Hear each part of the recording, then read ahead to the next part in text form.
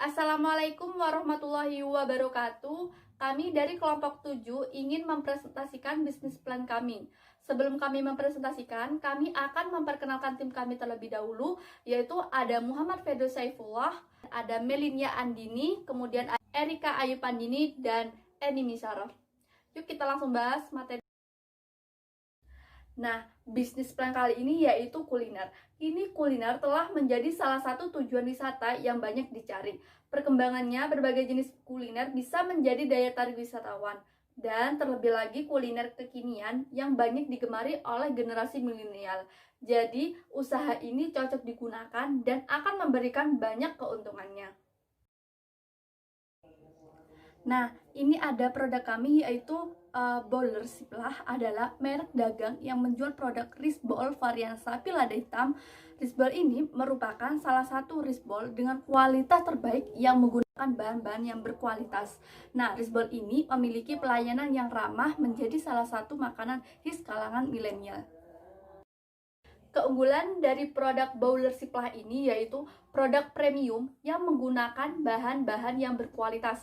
Nah, pastinya aman dikonsumsi. Dengan daging sapi segar halal yang diolah dengan tingkat kematangan yang sempurna akan menghasilkan tekstur daging lembut dan memberi kesan lumer di mulut.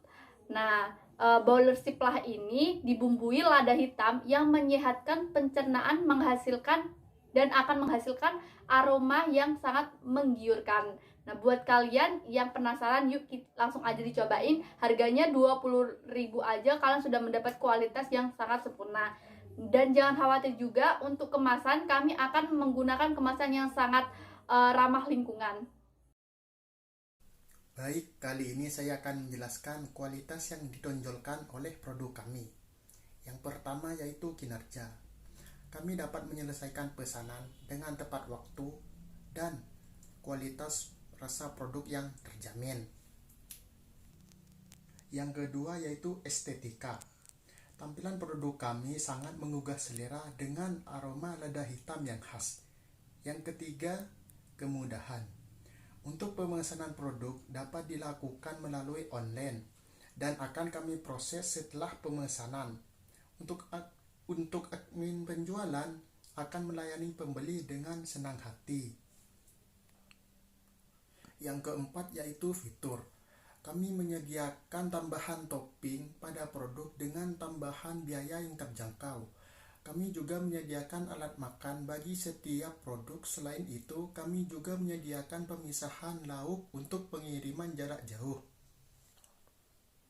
Yang kelima yaitu kendala. Dalam SOP usaha kami, terdapat takaran jumlah bahan dalam setiap produk, sehingga menjamin kualitas di setiap produknya. Yang keenam, tahan lama. Ketika menerima pesanan dengan jarak pengiriman jauh, kami akan memisahkan antara nasi dan lauknya agar memberikan daya tahan produk yang lebih lama. Yang ketujuh yaitu kualitas kesesuaian. Daging yang kami olah dimasak dengan tingkat kematangan yang sesuai sehingga memberikan tekstur yang lembut dan memberikan kesan lumer saat dimakan. Selanjutnya yang kelima yaitu anggaran biaya.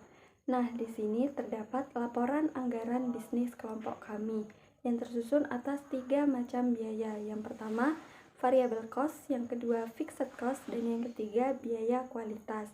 Nah, untuk variable cost sendiri terdiri dari bahan masakan bumbu banyak 550 unit dalam 1 bulan.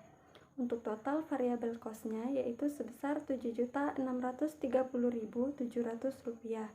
Yang kedua ada fixed cost yang terdiri dari peralatan dapur, telisa, gaji karyawan, dan paket data dengan total fixed cost sebesar Rp2 juta. Yang ketiga yaitu anggaran biaya kualitas sebesar Rp369.300. Jadi total rencana anggaran biaya kelompok kami sebesar Rp10 juta. Selanjutnya yang keenam yaitu biaya pokok produksi. Nah, di sini bisa dilihat rincian variabel cost-nya.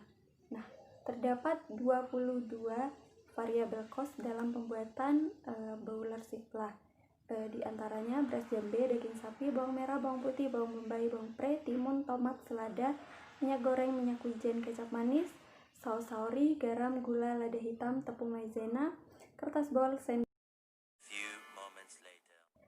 Untuk biaya satuannya ini didapatkan dari harga dibagi satuan hitung. Nah, untuk total variabel cost-nya sendiri yaitu sebesar Rp14.224 dan variabel cost per unitnya sebesar Rp14.224. Nah, untuk lebih jelasnya harga tiap satuannya bisa dilihat dalam laporan. Yang selanjutnya yaitu rincian fixed cost. Nah, bisa dilihat dalam laporan di atas untuk rincian fixed cost. Nah, di sini terdapat alat, harga, satuan, total, kemudian umur ekonomis, harga satuan dan biaya satuan. Untuk total sendiri didapatkan dari harga dikalikan satuan. Untuk harga satuan didapatkan dari total dibagi umur ekonomis, dan untuk biaya satuan didapatkan dari harga satuan dibagi 550. Langsung saja ke masing-masing alatnya. Yang pertama, kompor dengan total Rp600.000 dengan biaya satuan Rp91. Kemudian spatula total Rp90.000, biaya satuannya Rp14. Wajan dengan total Rp150.000, biaya satuannya Rp23. Tabung gas dengan total Rp300.000, biaya satuan Rp45. Peralatan dapur seperti sendok, mangkok, pisau, dan lain-lain dengan total Rp200.000, biaya satuan Rp30. Dandang dengan total Rp460.000 dengan biaya satuan Rp70. Telisa dengan total Rp50.000, biaya satuan Rp91. Gaji karyawan dengan total Rp100.000, biaya satuan Rp182. Untuk paket data dengan total Rp50.000, biaya satuannya Rp91. Jadi total fixed cost kami sebesar Rp2 juta, dan untuk fixed cost per unitnya sebesar Rp637. Selanjutnya di sini terdapat perhitungan harga pokok produksi Bowler Ciplah yang terdiri atas bahan baku dan bahan penolong sebesar Rp14.224, tenaga kerja sebesar Rp182, overhead langsung dan tidak langsung sebesar Rp455. Jadi harga pokok produksinya sebesar Rp14.861. Kemudian biaya pokok produksi.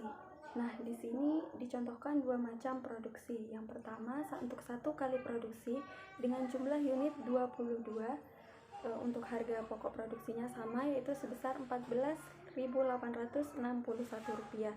Jadi total biaya produksi yang didapat dari jumlah unit dikalikan harga produksi yaitu sebesar Rp326.942. Yang kedua, untuk 25 kali produksi sebanyak 550 unit dengan harga produksi sama menghasilkan total biaya produksi sebesar Rp8.173.550. Selanjutnya yang ketujuh, biaya kualitas. Nah, di sini terdapat laporan biaya kualitas yang tersusun atas beberapa biaya. Yang pertama, biaya pencegahan yang terdiri dari pelatihan kualitas dan evaluasi pemasok dengan total Rp75.000 atau 20,3% dari anggaran dan 0,9% dari biaya produksi. Kemudian yang kedua, biaya penilaian, yaitu penerimaan produk sebesar Rp61.300 atau 16,6% dari anggaran dan 0,7% dari biaya produksi. Yang ketiga ada biaya kegagalan internal, yaitu sisa bahan baku sebesar Rp63.000 atau 17,1% dari anggaran dan 0,8% dari biaya produksi. Yang terakhir ada biaya kegagalan eksternal, yaitu orderan fiktif dan garansi dengan total Rp170.000 atau 46% dari anggaran dan 2,1% dari biaya produksi. Jadi total biaya kualitasnya sendiri Rp369.300 atau 100% dan 5% dari biaya produksi. Nah, kami membebankan 5% ke produk karena produk kami adalah produk untuk satu kali pakai. produk kami tidak untuk disimpan tetapi untuk dikonsumsi pada hari tersebut. Baik, selanjutnya yang ke-8 ada penentuan harga jual. Nah, untuk penentuan harga jual produk, kami menggunakan metode markup, yakni metode menambahkan sejumlah harga pada harga pokok produksi. Harga pokok produksi kami itu per unitnya sebesar Rp14.861 dan kami menambahkan sejumlah harga sebesar Rp5.139 sehingga harga jual per unit sebesar Rp20.000. Berapa banyak produk yang harus kami jual untuk mencapai BEP atau Break Even Point menggunakan perhitungan analisis Cost Volume Profit atau CVP? Jawabannya adalah dengan rumus BEP sama dengan penjualan dikurangi dengan variable cost dikurangi dengan fixed cost, maka hasilnya adalah penjualan kami per unit adalah Rp20.000 dan variabel per unitnya adalah Rp14.224 dengan besar fixed cost adalah Rp2 juta. Maka pengurangan antara penjualan dengan variabel cost-nya adalah sebesar Rp5.776 yang dibagi dengan fixed cost sebesar Rp2 juta hasilnya adalah 346,3 atau terhitung sebanyak 347 unit. Jadi, saat kita telah menjual 347 unit, maka usaha kita berada di titik impas. Titik di mana usaha kami tidak mengalami kerugian, juga tidak mengalami keuntungan. Dari total 347 unit ini, kami akan memperoleh sebesar Rp6.940.000. Sebanyak 500 produk dengan meminta diskon sebesar 15%. Keputusannya bagaimana? Inilah keputusan kami. Langkah yang pertama adalah identifikasi masalah. Permasalahannya di sini adalah pembeli yang memesan sebanyak 500 produk meminta diskon sebanyak 15%. Langkah yang kedua adalah alternatif untuk masalah ini. Alternatif pertama adalah menerima pesanan. Alternatif yang kedua adalah menolak pesanan. Langkah yang ketiga adalah biaya dan manfaat untuk setiap alternatif yang ada. Untuk alternatif pertama adalah kami akan memperoleh pendapatan sebesar Rp8.500.000 dengan HPP sebesar Rp7.430.500. Maka laba yang kami peroleh sebesar Rp1.069.500. Untuk alternatif yang kedua adalah kami tidak akan menerima pendapatan ataupun laba.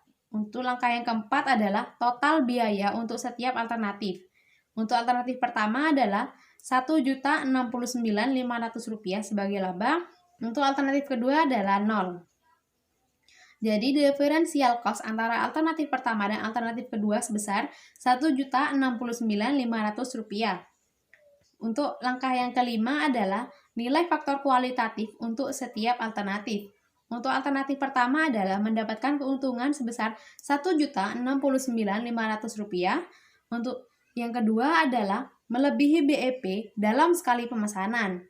Yang ketiga adalah hubungan baik dengan pelanggan. Hubungan baik dengan pelanggan ini akan memperbesar kesempatan kami untuk mendapatkan pelanggan tetap.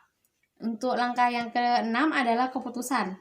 Maka keputusan kami adalah menjual 500 produk dengan diskon sebesar 15% karena mendapatkan keuntungan sebesar Rp1.069.500. Dengan perhitungannya sebagai berikut. HPP untuk 500 produk adalah sebesar Rp7.430.500 dengan pendapatan untuk 500 produk sebesar 10 juta sebelum laba. Untuk diskon 15% maka 1.500.000. Jadi untuk pendapatan dikurangi dengan diskon sebesar 1.500.000 maka hasilnya adalah Rp8.500.000. Maka laba yang akan kami peroleh adalah Rp8.500.000 dikurangi dengan Rp7.430.500 sebagai HPP, hasilnya adalah Rp1.069.500.